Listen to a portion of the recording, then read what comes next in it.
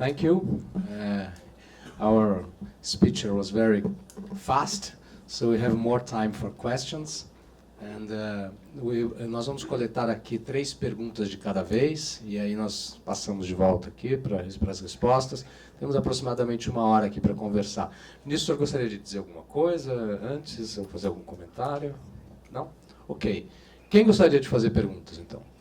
Temos um aqui, outro ali, outro ali. Vamos pegar essas 3 primeiras, depois a gente continua. Aqui, por favor.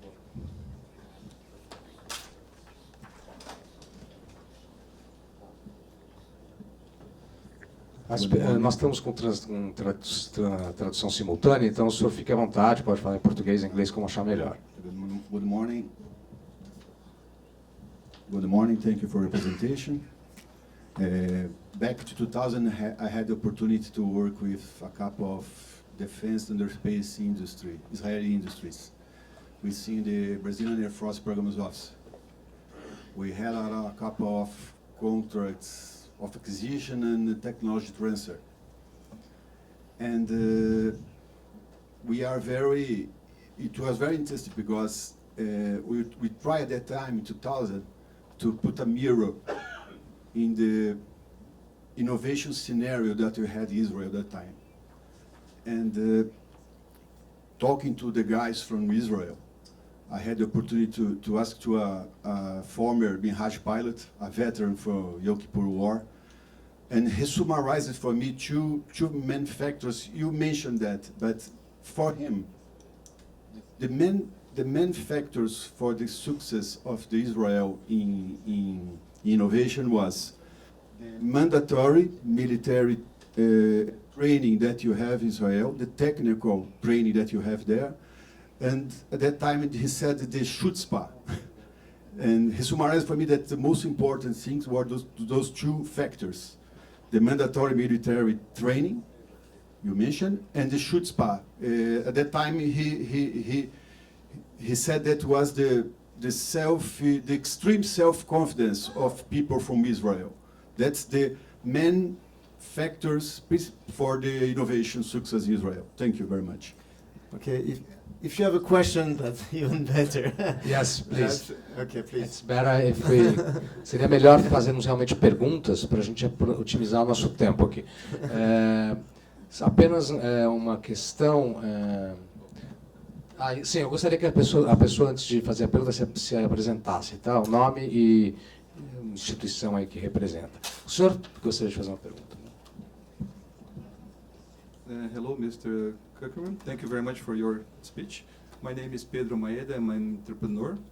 Pretty much not quite involved, but I have a lot of familiarity with this venture capital industry. I lived in the Silicon Valley for a couple of years.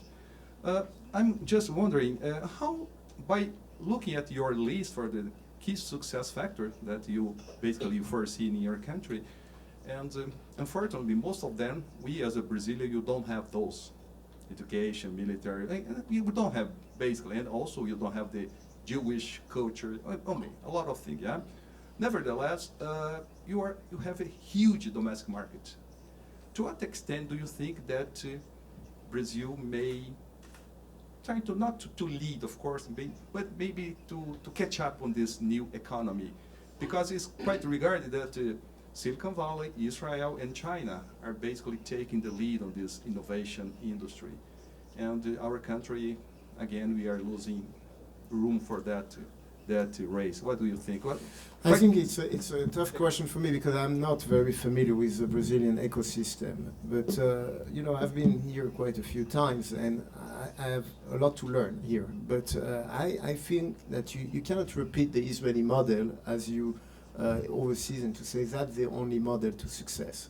I think that's our model because, I don't wish any country to face war every 10 years and that the kids have to go to the army. It's something when you're a father of a kid that is in the army, you don't wish to have your kid there.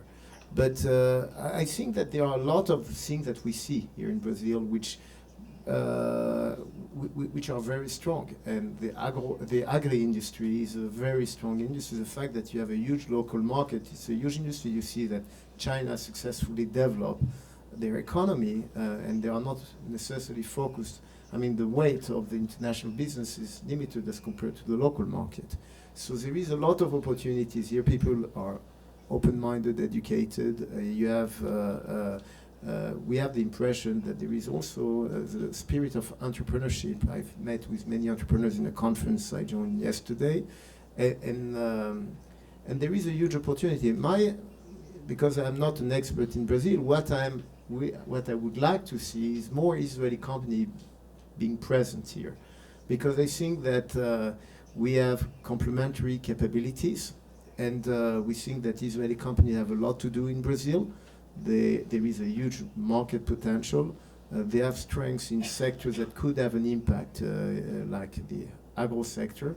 Obviously, the water treatment is also, for example, in Israel, the reusage of water is reach a level of 90%. Number 2 country in the world is Spain with 24%. So we have no choice but to reuse our water. We were the first country in the world to develop a solution with reverse osmosis for desalinate the water. And the drip irrigation system or the solar energy panel are some of the solution. I've seen many Israeli companies that have a huge potential in Brazil, and they are not enough familiar with this market. One of them, for example, I hope that you will see in the future, it's a company called StoreDot that developed a technology to do a fast charging for the mobile in 30 seconds. And Samsung invested in them, but more recently BP, British Petroleum, or Behind Petroleum, has invested because they developed a solution to charge an electric car in less than 5 minutes. So if you're able to charge your car in a period that is similar to the time that you need to fuel your car, that would be a game changer for the electric car industry. And that's something that could potentially be deployed in Brazil. So there are many application and development right now in Israel that have a huge potential in Brazil. We invest in mature companies, so typically companies that have already done it in the US and in Europe, and would like to help them in emerging market to enter into those markets. So we have strong investors from China, and that they are helping them to develop their operation in China, and we would like to also gather some Brazilian investors to also invest in the fund and invest in the companies, and maybe invest in the subsidiary of the Israeli companies in Brazil, especially strategic partner, to develop their operation in Brazil. But that's, I think, what we would like to achieve in the coming future. Perfect. We have a question there, I think, and another one here. Would you think it's a good idea to collect 2 or 3 and then you... If it's question, I'd rather one after the other. That's perfect, no Okay. problem, we have time. So, there. My name is Geraldo Cohen. I'm consultant in software and IT processes. And my question is, with all this success in innovation and startups and being sold to large companies, why don't we see in Israel multinational company, Israeli multinational company, perhaps with the exception of Dev, I think. So it's a good question, because many people say that the Israeli companies are sold too fast. It's a startup nation, but it's not a nation where the company are deployed globally. And that was the case for many, many years. I remember in conferences 10, 15 years ago, people say, why don't you have a Nokia in Israel? So I'm glad we don't have a Nokia in Israel. but what we see is that I think it's related, I think, to this to the strengths of the country. We are good as entrepreneurs, as innovators. For many, many years, it was very hard to develop some skills in management, and in marketing globally. And also the sell to the end product was done by the Cisco of the world, by the Google, by the IBM, etc. We were provider of technology to those guys, and they were at one stage acquiring our technology because they were in contact with the final user. But this has changed recently. I have to say I've been following the high-tech industry for now 26 years as an investor, and we see a new profile of entrepreneurs in the last, let's say, 10 years. People that are not afraid of going to the consumer. And this is possible because of the internet. Some of the products that you have here, I mentioned Tabula that you use here because you read the newspaper. It's, you go directly to the consumer. Waze is going directly to the consumer. And this is something that is possible with the new generation of entrepreneurs that we see, that thanks to the internet are able, you don't need a big retail to operate in each country. You can do that through the net. And that's why we see a new generation of companies that have this ambition to become a global player. And also, this is possible because you get more and more funding possible. You see more Unicorn. Unicorn is a company that is around $1 billion value, which is still a private company. Now, in the past, we could not afford to build unicorns because once you get to a value of $100 million, you couldn't raise more money and you would sell the company. Today, you get access to capital. 7.5 is a huge number, $1 billion, and therefore you can get the funding that enables you to become a major player. I mentioned to you that we bought Tabula, bought Outbrain a couple of weeks ago, 10 days ago, and in the announcement, on top of issuing shares, we paid $250 million of cash. So this type of transaction could not be done by an Israeli company in the past. Now it's possible. There is this funding issue enables to get more and more unicorn, but it also means that it takes more time for Israeli company to go public or to be acquired because you build larger companies. And that's a problem for early stage investors. If you look at the time that is required from the day a company gets the first funding to the exit, today it takes 14 years. 5 years ago it was 8 years. In order to go public in the US market, to attract lead banker, you need to get close to the $1 billion valuation. 15 years ago, you could go public at $100 million value. So it was, you could exit at a lower valuation. You could sell the company at a similar value of $100 million. Today, the number have changed. If you expect a large company to acquire your business, they will not acquire simply a technology. They will acquire a business with a sound business model, and that is also why it takes more time. And that's why we also shifted our investment strategy. In the first fund back in '93, we did early stage, and from 2000 we started investing in more mature companies because of that reason. Nós temos duas perguntas daquele lado, depois eu retorno para cá. Temos duas perguntas daquele lado ali. Com certeza. Um minutinho, eu já passo para o senhor. My question to you is, Em seguida eu passo para o senhor. one of the big challenges here in Brazil is that we are not too much world-class startups.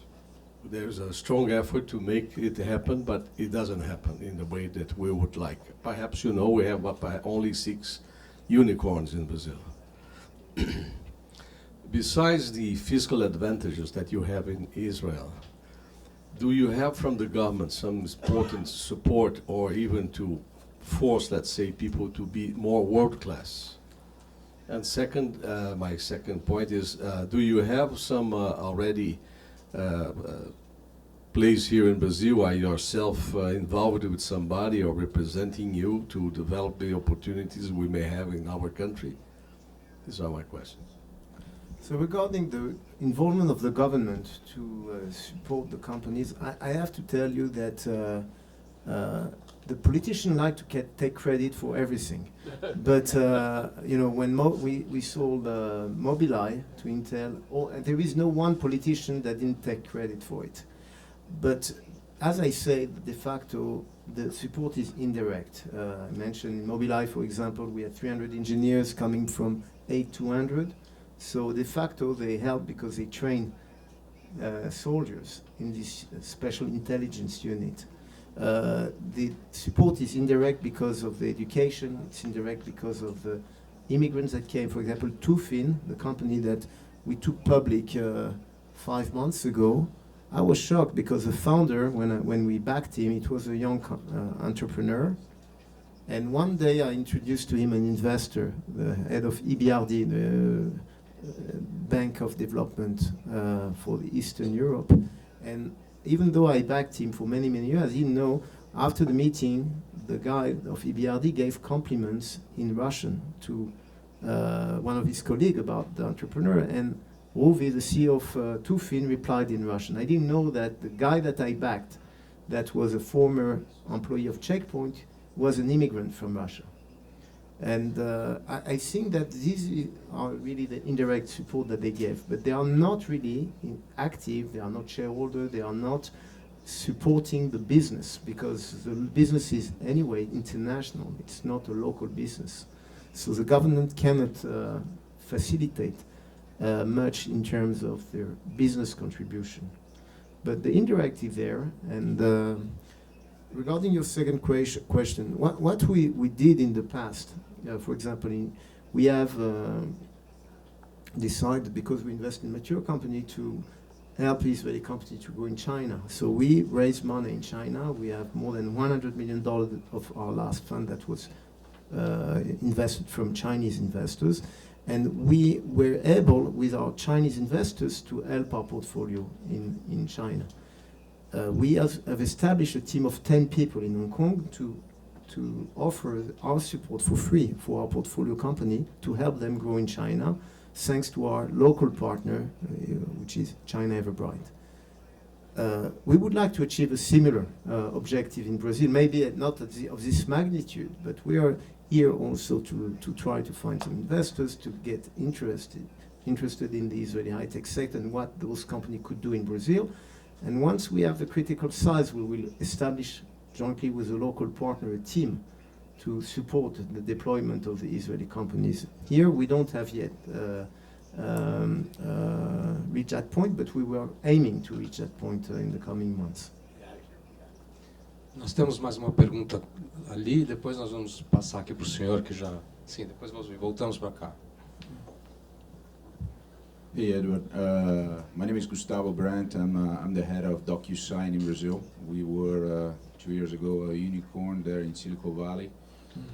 We bought a company there in Israel. My question here is more a personal question. I've been exposed to Silicon Valley because of DocuSign and other companies that I worked in the past. Latin America, as we discussed here, it's a huge market, and personally, I would like to explore a little bit better the opportunities there in Israel, know those startups, understand who or which can have potential in the Latin America market. I actually plan to be there next month, a personal trip. How you would advise me on how can I explore this universe of opportunity or Israel opportunity? So, I really recommend that you would contact me directly, and we will try to identify the relevant company for you that could bring some value to you, or it could be a potential partner for you in Israel. We will be happy to do that. We have done quite a lot of, I would call it matchmaking between Israeli companies and international companies through different events we organize. We are the founder of a conference called Go for Israel, and we are organizing our 23rd event on December 2nd in Tel Aviv at the Hilton. We host about 1,000 participants for each of the events. This year we did 3 events, one in Zurich, one in China, where we had 1,400 participants. We brought 118 Israeli companies there, and we organized more than 1,000 one-on-one meetings between Israeli companies and Chinese investors. We are doing that. We have an application that we have developed to make sure that those meetings are effective, so that when an Israeli company goes there, they have quality meetings. We are doing our next event on December 2nd in Tel Aviv, and you're all invited to join this event. We try when we get some of those visitors to know in advance what is of interest for them, and we try to organize those one-on-one meetings before, so that they can learn about the companies they would meet before, they can ask questions, they can exchange with the managers of those companies. So we'll be happy to host any one of you that would like to have a better view on the ecosystem, and it's a very international event. So we have, for example, selected for each of the events 100 Israeli companies that do a 1-minute elevator pitch. Okay, so it's very hard, but they do it in 1 minute so that the visitors have a view of many Israeli companies in different sectors. And then we organize those one-on-one meetings during the whole day. It's only 1 day, so it's very efficient, intense. But I think that it enables that when the visitor comes, the day before or the day after, they have time to visit those companies. Thank you. Please. Sansão Boiler, senior professor at Polytechnic School. I'm following your efforts to have something here to bring mature startups from Israel to joint venture with Brazilian entrepreneurs to explore the market from Brazil and other things and bring the technology to a better, let's say, level. I think that will be very interesting to know from you what you think we could do here to, after your presentation, after the book translation, how we could prepare the entrepreneurs, the Brazilian entrepreneurs, to take advantage of this effort that you are doing at many years. I think this will be very nice to us because you know, with what you have presented here, you know very well some Israeli technologies and some Israeli important companies that went public. I would suggest to the foundation to make probably a seminar, and Professor Celso Laffer could probably make some speech that we could try to prepare some Brazilian entrepreneurs willing to use agriculture, water, or other things to make feasible this interaction that I think is trying from many years, probably more than 5 or 10 years. But anyhow, I think this would be very interesting for us to prepare this connection. Thank you. Nós temos mais 2 pessoas aqui que, por favor, ali. Aqui. Ah, sim. O senhor gostaria de fazer o comentário? So thank you, Samson, for your question. I think that it's very, it's not my role to recommend what the politics should do, because anyway, they do whatever they want. But what I think that from our perspective, what we have done, for example, in China, where we've been really very active in promoting the relationship, developing the relationship between Israel and China, what we have done successfully is the following. First, for example, the book that was translated in Chinese, I think it was sold there was 130,000 books that were sold. So we participate in many events in China organized by different organizations such as M&A, Merger and Acquisition Association, and Venture Capital Association. So many conferences. That was one effort that we've done. But I think that obviously knowing the companies, that's the most important part of it. Visiting the country is very important. So we need to bring more Israeli companies to visit Brazil, but also to bring more Brazilian companies to discover Israel. That's why it's not only our event, the Go for Israel, the only event that is going on. There are many events that are going on. There is a major event called DLD, which is more for early stage startups, that brings 14,000 people from all over the world in Tel Aviv in the TMT world, technology, media space, and internet space. We have also, I think, what is made I think the relationship stronger with the American, with the German, and with the Chinese, as opposed to other countries such as France or other countries that didn't develop strong relationship with Israel, as strong as those three countries, it's because there was cross-border investments de facto that happened. If you look at Israel just as a market to commercialize your product, you waste your time. If you look at Israel as a way to a place where you can identify technologies that could have a major impact on your industry, to build strategic partnership, then I think that you understand really how to leverage what Israel has to offer. So how people do that, sometimes they reach a commercial agreement, but very often they have also an equity stake in those Israeli startups. Now, what we would like to achieve also, and I give the example of last week or 2 weeks ago, one of our Chinese investors that we have approached for one of our portfolio company, XJet. We've invested in a company which is what we believe the world leader in technology for 3D printing, which is producing with liquid ink any type of material. We started with ceramic to produce, for example, teeth, or we produce bones. We produce for Swatch some of the components for the watch, but also elements for the car in ceramics. Now, a Chinese, very important Chinese investor called China Equity, which invested in Baidu and the Facebook from China, they decided to invest $45 million in the company we invested in, out of which 25 is invested with us in the Israeli company, but 20 is invested to develop a manufacturing facility for XJet in China. It was announced because of Chinese investor is a publicly traded company, Shenzhen based company, and they will allocate money not only in the mother company but also in the subsidiary of XJet to operate an activity into the Chinese market.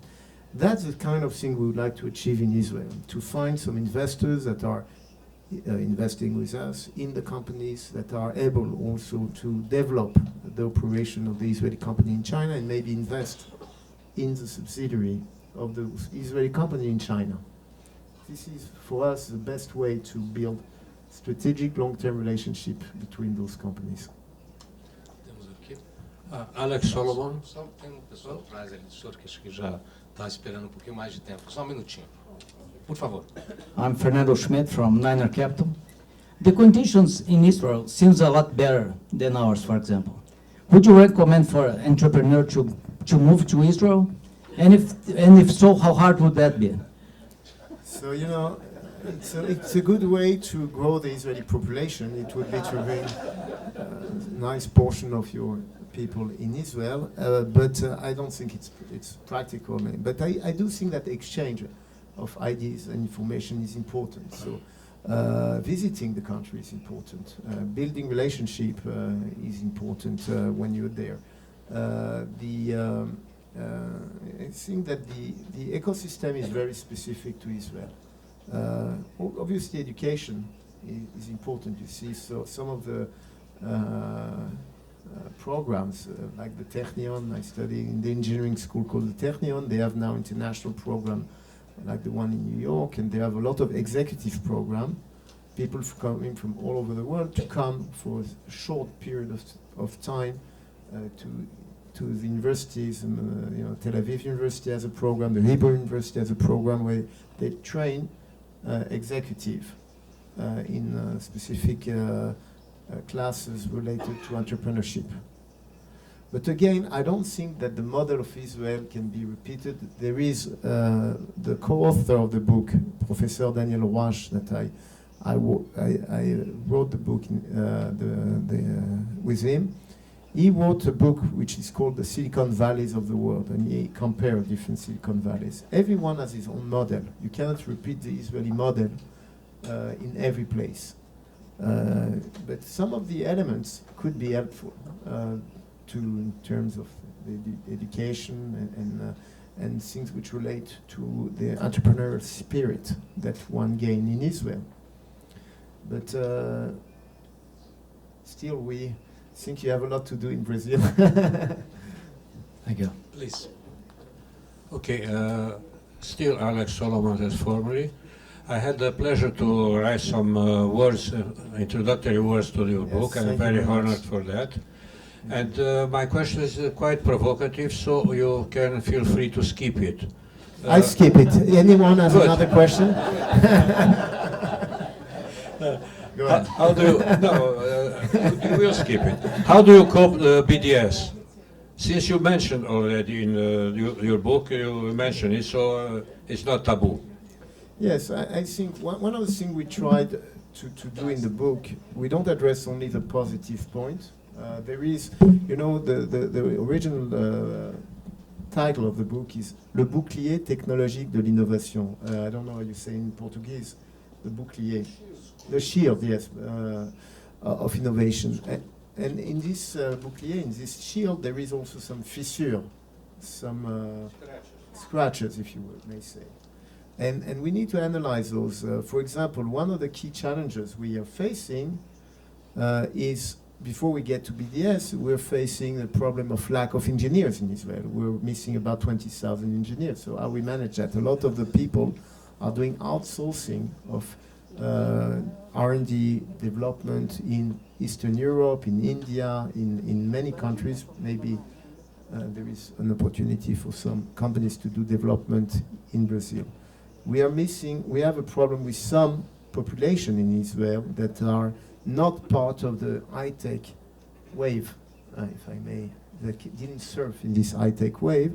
I speak about mostly the Haredim, the ultra-Orthodox population that for many of them don't speak English, didn't have a Western education in engineering. We, for example, are a small investor in a fund, venture capital fund on a personal level, the partners of Catalyst that invest in a fund which is investing in Haredim, in Orthodox startups.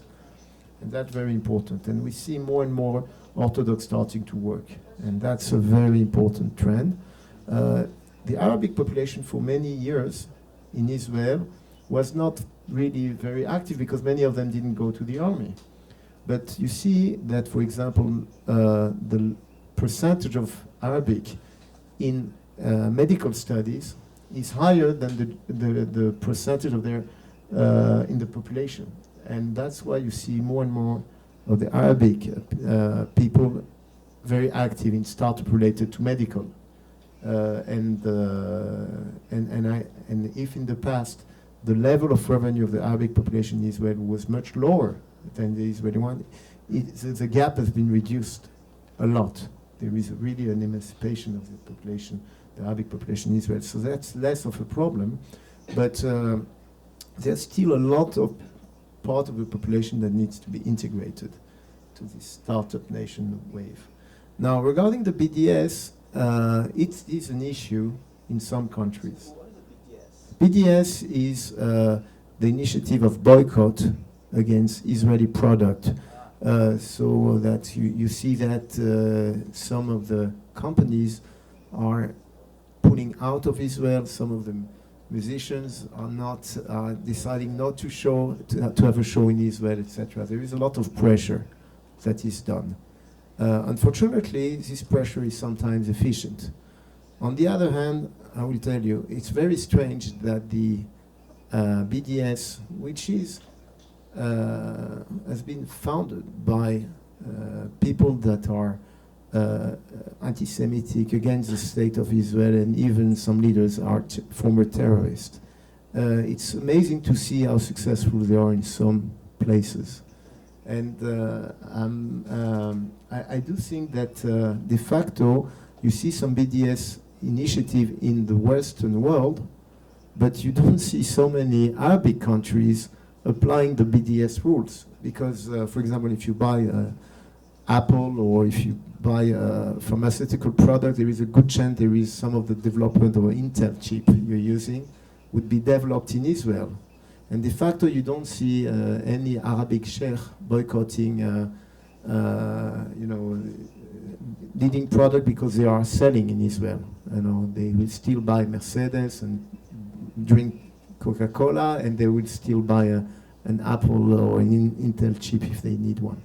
So it's not applied in the Arabic country, but there is some attempt from this organization to put some pressure on companies. I think it has a very negative impact first, it's illegal in most countries, like in the US, to boycott a country, even in the French, according to French law.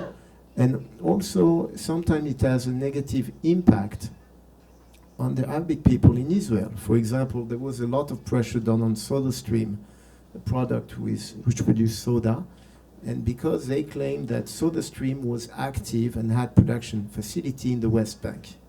And it's true, I think they employed 3,000 employees Arabic employees from the West Bank. So SodaStream had, because of the pressure of the BDS, to pull out of the West Bank. And they lost 3,000 jobs in the West Bank. So it's really absurd.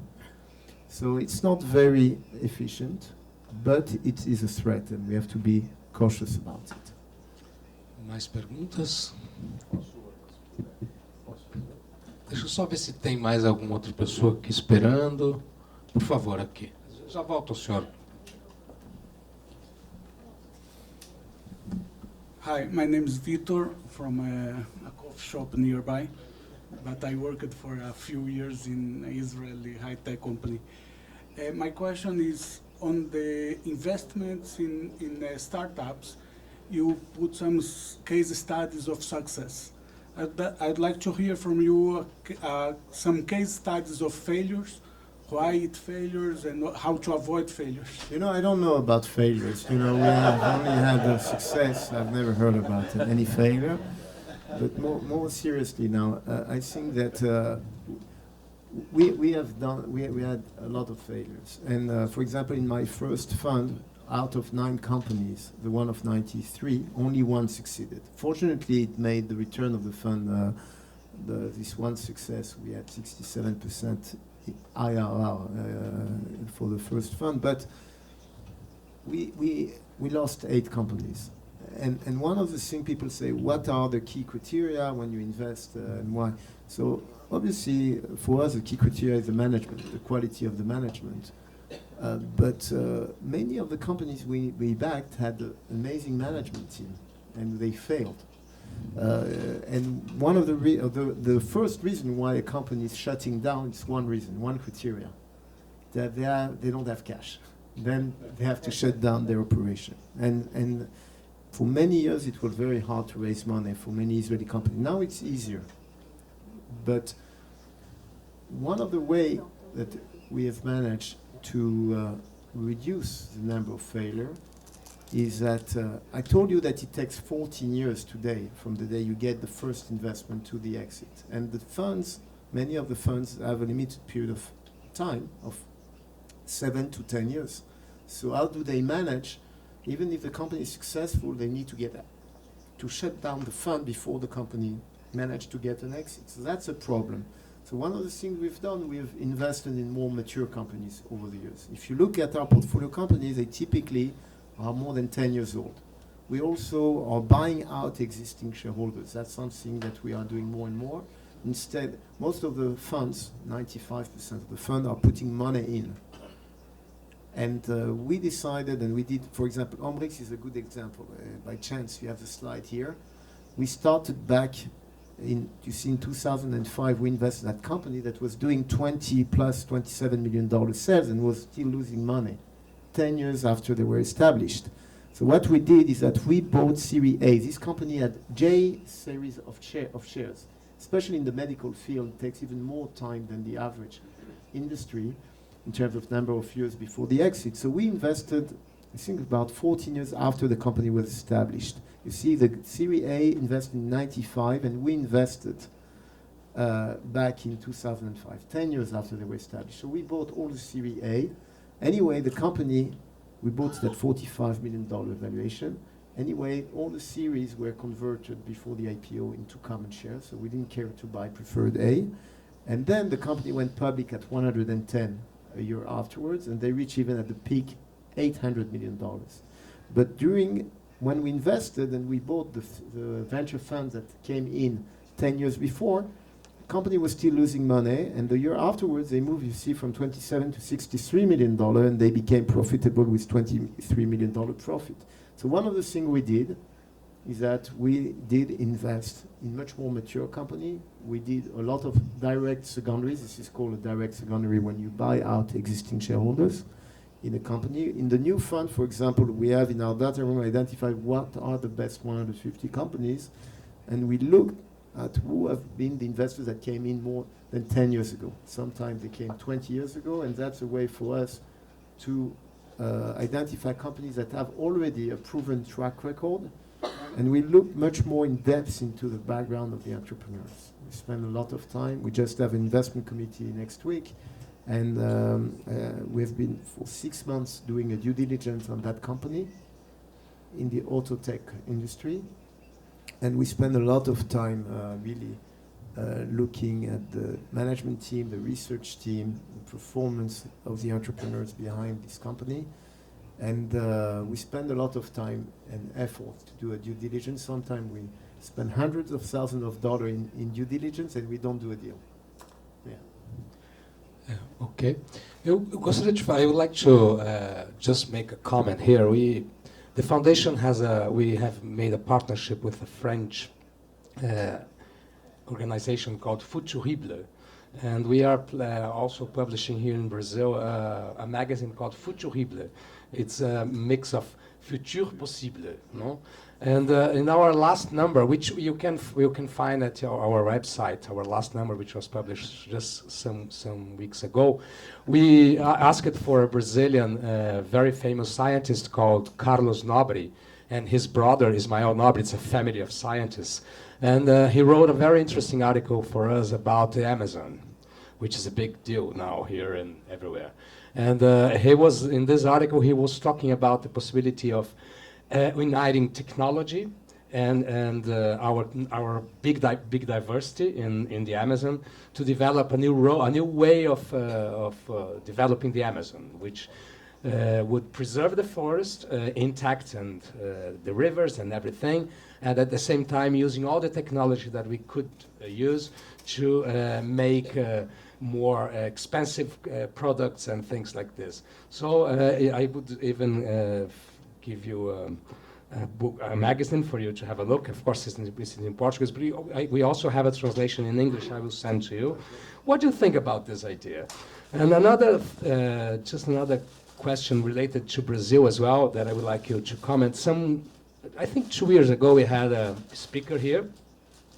I think he was, I don't remember his name now, but I think he was very linked to the universities in Israel. And he said that Brazil is a very big country, and we have a lot of big problems, and sometimes it's difficult to solve them.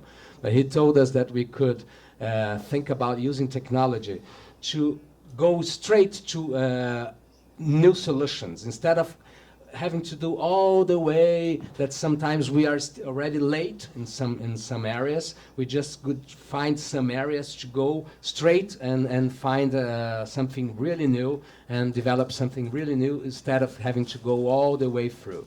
So I would like, I'm just remember those two. Regarding the Amazon, again, I don't know the Brazilian ecosystem as well, but what I can tell you is that there is a very strong willingness for people that invest in the high-tech industry to what we call, there is more and more funds that have a double impact strategy. So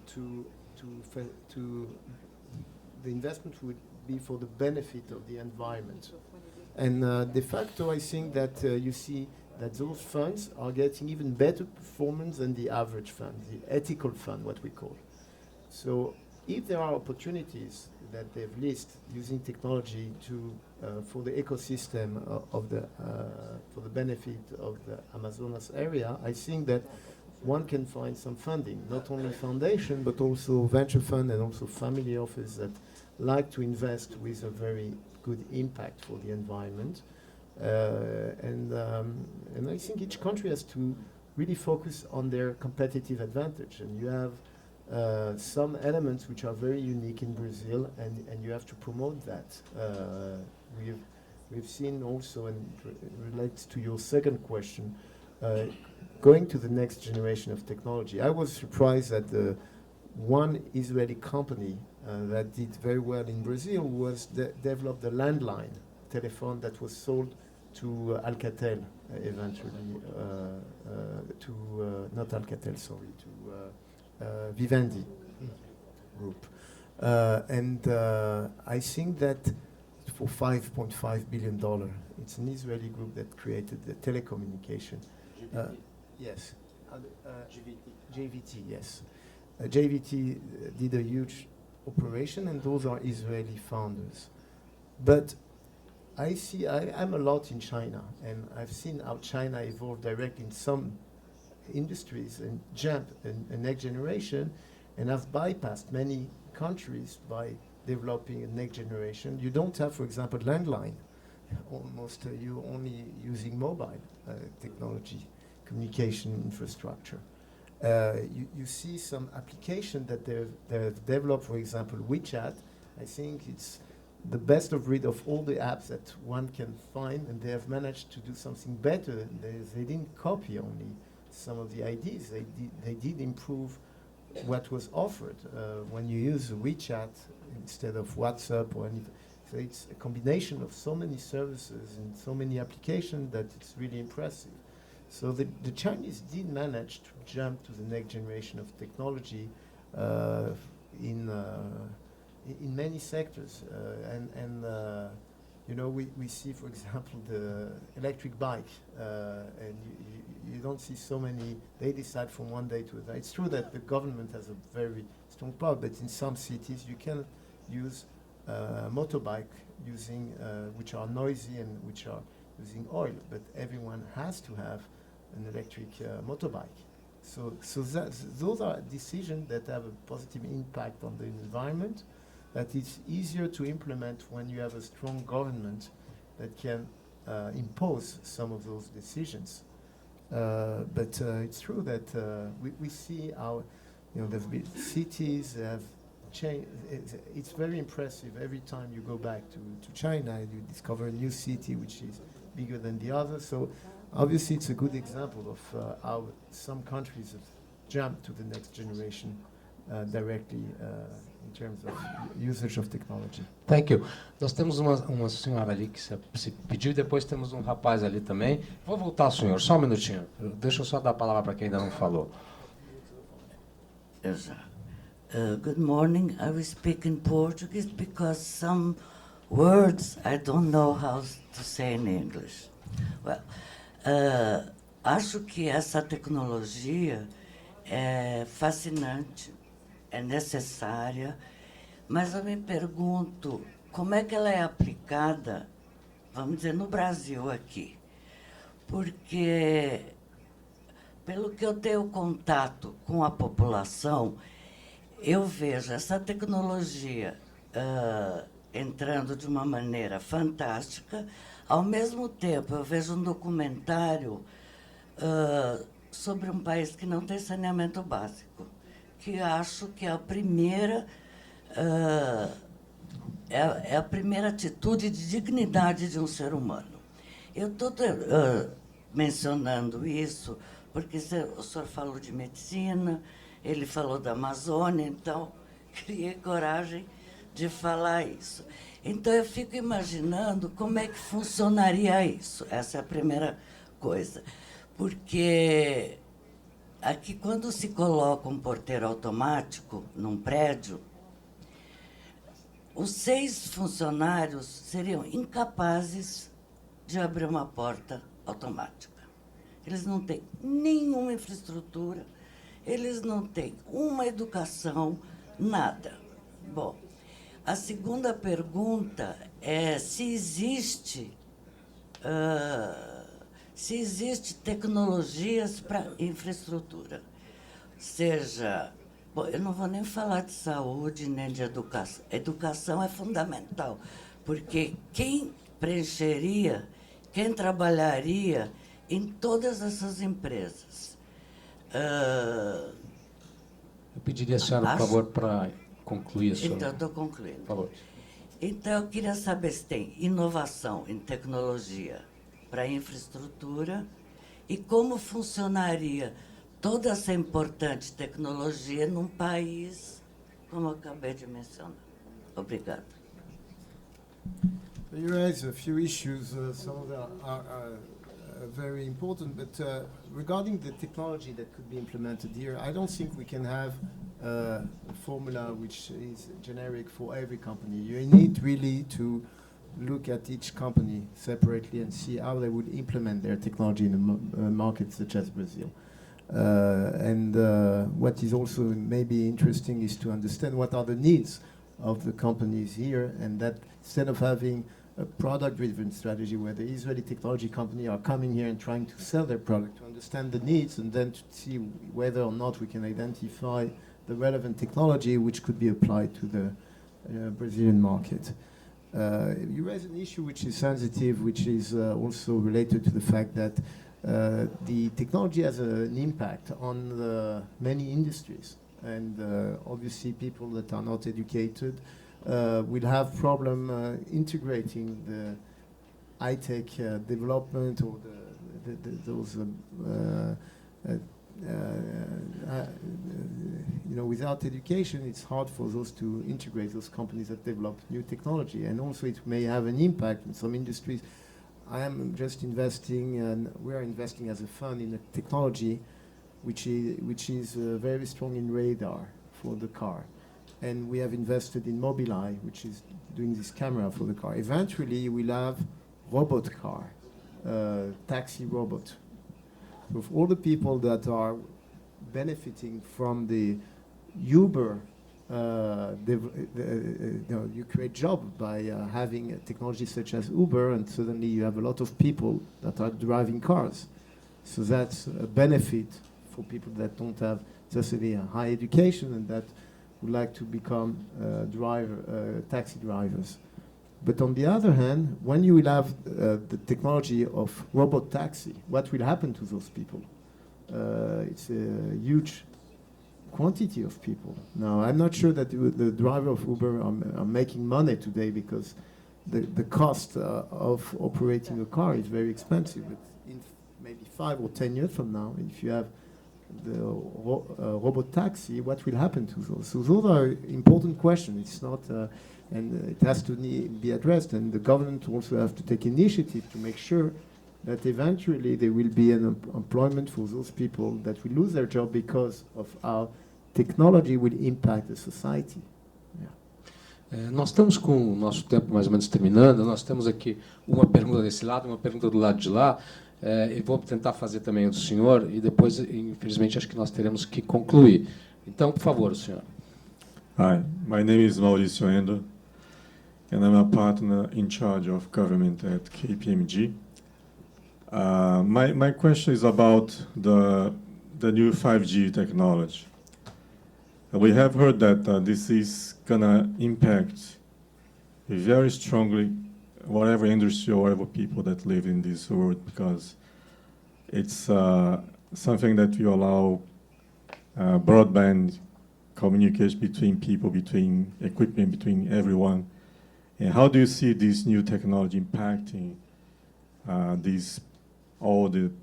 think the environment of technology and digital around the world? And is it something that is going to happen in Israel quicker, or it's going to take more time? Because in Brazil, we're talking about having the new license of 5G starting to be sold next year. But there are other places in the world that will start quicker. Where do you see that happening first in the world? Unfortunately, in Israel, the private sector is moving very fast, but the governmental sector is moving very slow. And when you speak about 5G, you need the government to take some measures and to move fast. They are not even able to establish right now a coalition, and we have been facing 2 elections in a few months, and maybe we'll have a 3rd one in the coming weeks. So I'm not sure whether or not it will happen short term, the 5G infrastructure in Israel. I don't think so. But obviously, what is important is that this infrastructure will give access to internet for all. And the question is what you do with that. But I think that it's positive that you're able to use data in an exponential way. And we are all using today our mobile for so many applications. What we used to do, having a lot more. I mean, the life is much more efficient now. I don't know about when and where it will be deployed in Brazil versus the other countries, but I think overall it's a positive move that if it's deployed faster in Brazil. Thank you. Por favor, tem rapaz ali no canto ali. Hi, I'm Luca Girardi. I'm an urban planner. I research social and environmental impacts of accelerated technology innovation. So you may skip you have my a lot of work to do. Yeah. you may skip my question as well. If you want. But actually, it's not going to be provocative. Actually, it connects with the question that lady did and the guy from KPMG, and it relates with 5G. People are saying that the new 5G technology will stimulate a massive discard of devices, electronic devices. They will be all obsolete. And there's no maturity in the world to deal with that amount of e-waste, and we don't see much innovation on that direction. So my question is regarding this problem, which is very, very serious. I would like to know if there is any kind of investment in Israel on circular economy, on the e-waste treatment and reverse logistics and biodigesters, and if there's any special company to look at on that subject. I mean, there is more and more funds looking at those sectors. We are looking at more mature companies, and those companies in that sector are typically more early stage, and before you have a proven business model, where we look at company with a existing operation and proven business model. It's something that we don't see so many mature companies at that stage. Regarding companies that have a positive impact on the environment, there is a very developed green tech industry in Israel. And I mentioned the water tech, the agro-tech industry is very developed because of scarcity of water, because of the need to have an independent and autonomous agriculture in Israel. Also, for example, it may be surprising, but the largest ministry in Israel is the Minister of Agriculture. My partner, when he was Minister of Agriculture, Yair Shamiri, had 300 PhDs in the ministry doing fundamental research. And that's very particular of Israel. But the problem is that in those sectors, as opposed to, let's say, the typical high-tech sector, the type of M&A, you don't see as much M&A transaction, and decision-making process take more time. The environmental company are more cautious. They are not used to do some major acquisitions. So the investor community is putting most of the bulk of the money mostly in high-tech sectors where you see more transaction than the one that you mentioned. Nós temos uma última pergunta aqui. Eu peço desculpa se eu não puder passar a palavra para todos, mas o nosso palestrante tem outros compromissos também. Então, eu vou passar uma última pergunta aqui. Obrigado. Shalom. My name is Shaul Bekin. I'm a startup mentor in São Paulo. A very frequent slogan that is mentioned during our sessions originated from Silicon Valley. And the slogan goes, fail fast. What is your comment on that? And then I have a second comment on that. You know, people say, I mentioned that we're doing a lot of checking and due diligence on the entrepreneurs when we invest. And people, we don't see failure as something that is necessarily negative, because A person that fails, it means that he has tried something. And we look in Israel at the failure. A person that failed in his initial startup doesn't mean that he will not succeed in the next one. What we look at is what is the ability of the entrepreneur once he failed, how he reacted to the failure. So we speak with investors that back the companies that failed and understand if the guy, for example, his attitude was ethical towards investors, toward the board member, and towards the employees. It's very important for us. If he was able, when he faced the difficulty, you develop, for example, many biotech companies, they've passed phase 1, phase 2, and they failed in phase 3. Doesn't mean that they're bad entrepreneurs. It means that the clinical property of the drug was not efficient towards with humans, and it doesn't mean that the guy are bad. So the question is how they reacted. If you are able to avoid spending money, to put good money after bad money, and you're able to stop and say, I raise money, but I don't want to spend my more money because I have not been able to deliver what I said. You also have you see a lot of good entrepreneurs that failed, and suddenly they find a new direction. With the support of the shareholders, they can say the initial business plan didn't work out, let's go for another direction. I can tell you that in my first fund back in '93, we had 9 investments and we received 1,500 business plans. None of those business plans reached their target. None of those companies managed to get the target that they've shown in their business plan. I can guarantee you that. But the question is how they manage that, how they, you know, for example, one element that we look at when we invest, we know that the company will not get that target, so we want to make sure that they have enough cash to, when the process is delayed, that they have enough cash in order to operate.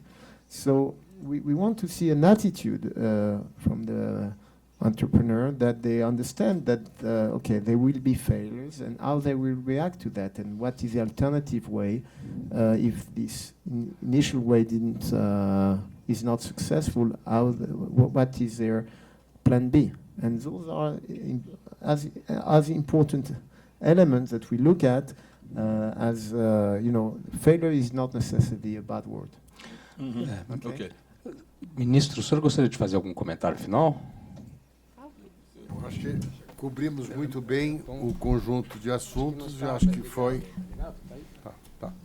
Acho que cobrimos muito bem vários assuntos de grande interesse e o diálogo foi muito frutífero entre nós todos. Acho que tivemos uma manhã rica e frutuosa. Eu apenas gostaria de mostrar, então, para os senhores essa revista que eu comentei. Essa revista é publicada na França desde os final dos anos 60, início dos anos 70, e a gente agora lançou esse novo produto aqui, que é Futurible em português. Esse é o último número, ele está disponível no nosso site.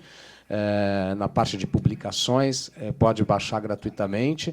E aqui tem traduções de 4 artigos publicados pela Futurible na França, e este artigo que eu falei, que foi escrito inédito para o Brasil, sobre o projeto Amazônia 4.0. Vou dar um de presente aqui para o nosso palestrante, e depois também vou mandar para ele a nossa tradução em inglês. Bom, muito obrigado a todos pela presença. Obrigado. Thank you very much.